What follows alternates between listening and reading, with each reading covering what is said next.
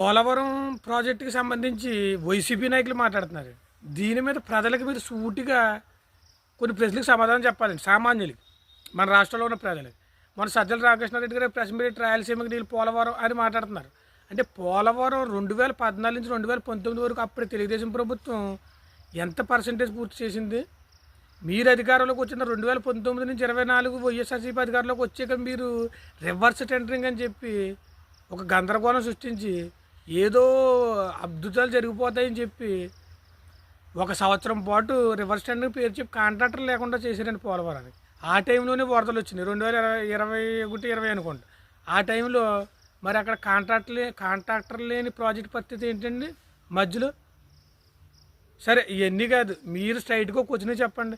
2014 నుంచి 19 వరకు తెలుగుదేశం ప్రభుత్వంలో పోలవరం ఎంత శాతం పనులు పూర్తి అవ్విందో చర్చకు సిద్ధంగా ఉన్నారు. 19 నుంచి 24 వరకు మీరు ఏం పూర్తి చేశారో ఒక్కసారి ప్రజలకు చెప్పండి.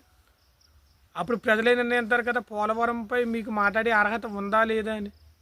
మీరు మాట్లాడి రివర్స్ టెండరింగ్ పేరు చెప్పి ఏం చేశారండి అక్కడ?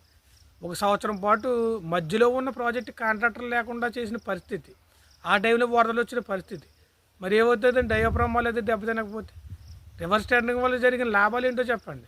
ఏం జరిగింది? ఏమీ జరగలేదు, నష్టాలు తప్ప. సో ప్రజలకు వివరించండి. మీరు పోలవరం కోసం మాట్లాడటానికి మీకు అర్హత ఉందా లేదా అన్నది